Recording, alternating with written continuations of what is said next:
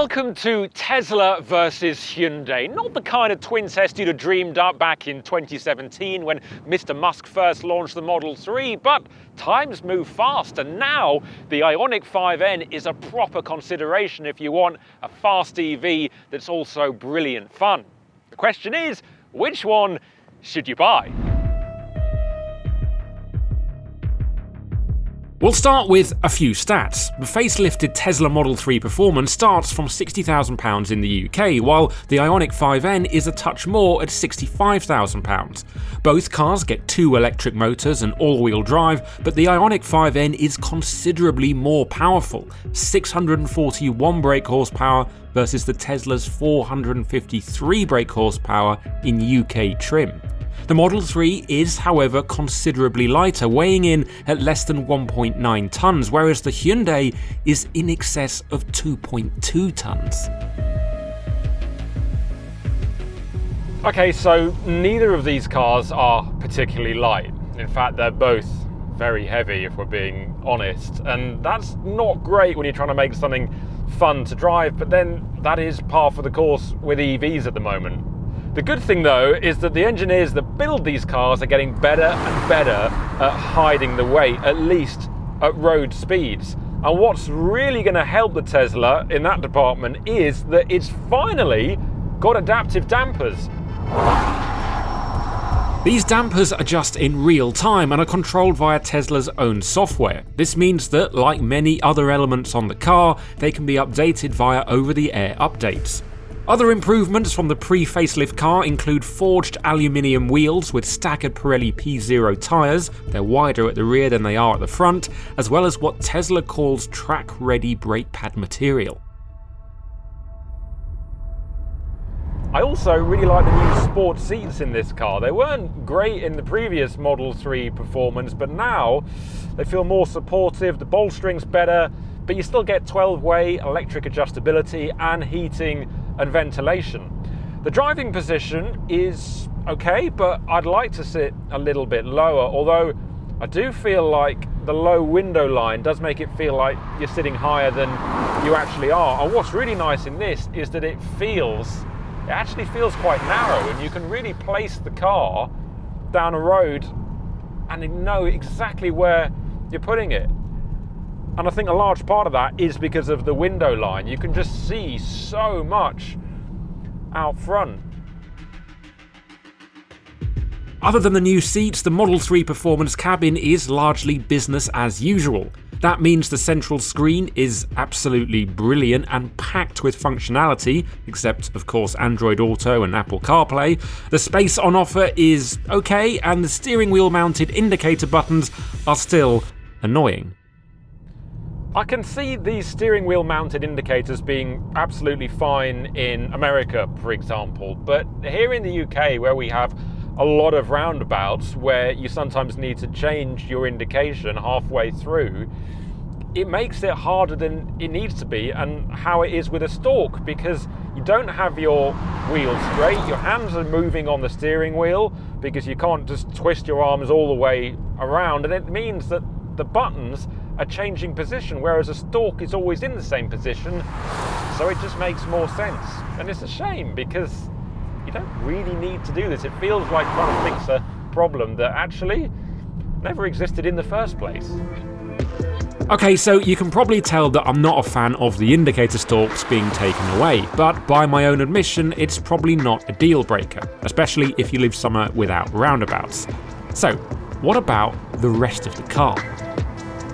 Now, one thing I've always really liked about Teslas, and it's definitely the case in this, is the power delivery. It's not just that it's ballistically fast, which it is. It feels like it's got more power actually than the quoted amount. It's so clean in its delivery, but also the throttle map and how intuitive it is. It feels like your foot is directly connected to the motors, so you can just be so precise with how much power you're getting. I mean, even by EV standards, it's so smooth and easy to use. Yeah, it's just been designed by people that you can tell really know what they're doing. Might not sound like much, but trust me, when you get in a car that hasn't got the throttle calibrated as well as this, you will notice it, because in this, it is pretty much perfect. I also like how you can change how the torque is distributed on the central screen, although I wouldn't be so keen to advertise it as understeer if you push it more towards the front, but I guess that is what you're going to get. But it's more about how it changes the balance coming on the power, and you can tell the difference. It really does mix things up a bit. That's just one of the benefits of an EV powertrain. The Model 3's brakes take some getting used to, especially in track mode, but they do scrub off speed very well. On corner entry, the turn-in and body control is a big improvement over the pre-facelift car. It's incredibly alert, and the grip from the front end is enough to carry huge speed in, with the all-wheel drive traction allowing you to get back on the power incredibly early and be halfway to 100 before you've even had a chance to realise that all of your belongings are now nicely scattered over the width of the cabin.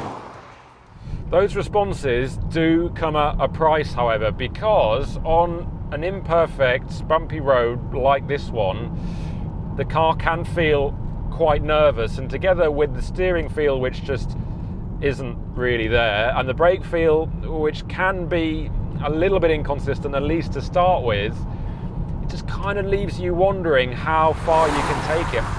It's a strange one. It feels like it's doing so much right, and I think this is the most enjoyable and best handling Tesla that I've ever driven, but then there's still something missing.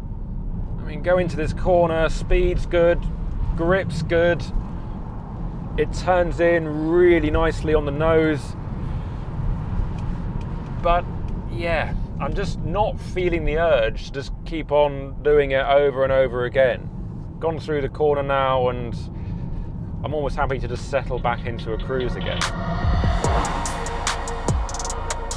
Needless to say, the Model 3 performance is accomplished as an everyday car. The ride is mostly good, the refinement respectable, and the Tesla charging network gives it a considerable advantage. Max range between charges is a realistic 300 plus miles, which, from experience, is more than the Ioniq 5N.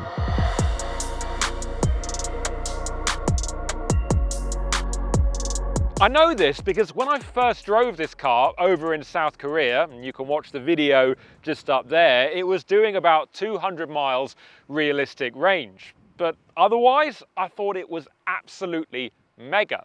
The thing is, the roads in South Korea are very smooth and wide open, and I reckon that the Tesla would have been absolutely at home on those roads. So I want to find out, can the Ioniq 5N be as good here as it was over in South Korea? Well, I have to say that seeing the Ioniq 5N in the UK really does confirm to me that it is an SUV in disguise. Yes, it's styled like a hatchback, but you only have to sit in it to realise that it's a hatch that's been enlarged by about 25 to 30%, otherwise known as an SUV. The cabin is huge and offers way more space than the Tesla. So climbing in this after being in the Tesla, and there's two things that you notice straight away. The first is that for some reason on a £65,000 car, there's no electric seats. They're both manual. That's a bit strange. And also the driving position in the Tesla, I actually think, although it's not perfect, it's better than this, because here I do still feel like I'm a bit high up, which is probably natural because it is more like an SUV in here. But also I'd like to bring the steering wheel a bit further down as well. At the moment it feels like it's just pointing up a little bit. And actually it reminds me of the driving position in the Ford Focus RS, the last gen Ford Focus RS. And interestingly, the person that oversaw the development and the engineering for that car is the same person that did it on this car. And it definitely shows. The Ioniq 5N is absolutely inspired in the corners, and it's largely down to the way that it never feels like, on the road at least, it's trying too hard. Body control is excellent, but the 5N isn't too stiff or spiky. Despite its considerable weight, it works with the bumps and undulations in the road surface and always feels confidence-inspiring. The feel from the brakes is exceptional. The feeling from the steering is satisfactory. It's not the best, but it's a lot better than the Tesla. And yet it's the feeling from your seat that really stands out. You can tell exactly what this car is doing underneath you. And although it's about 6 centimeters wider than the Model 3 Performance, on a road like this, I've just got way more confidence in placing it where I want it. There's no sense that it's going to get unsettled by bumps or undulations in the road. It's just planted, it's communicative, and it just eggs you on to drive it like you would a hot hatch. And for once, Tesla is beaten for gadgets and gizmos. We've covered them extensively in our in-depth review of this car, but the NE Shift is a particular highlight. Now, I can't have been the only person that was a bit skeptical when Hyundai said they were going to make a kind of fake gearbox for this car, because it hadn't been done before, to my knowledge. And, well, how do you make a fake gearbox? How do you make it seem like it's worth doing? But somehow they have. It is brilliant. You can map the NE Shift to a button on the wheel, or you can change it in the screen, but I've got it on the wheel here, so if I press it, we now get a sequential gearbox with paddles. I mean, I don't think the sound is the best. Hopefully they'll come up with some more sounds. It's all right, but the feeling of having a gearbox and the torque and the interruptions in the torque and the shift, there's a jolt there. It's incredible. It's so intuitive. And there's even a hard limiter.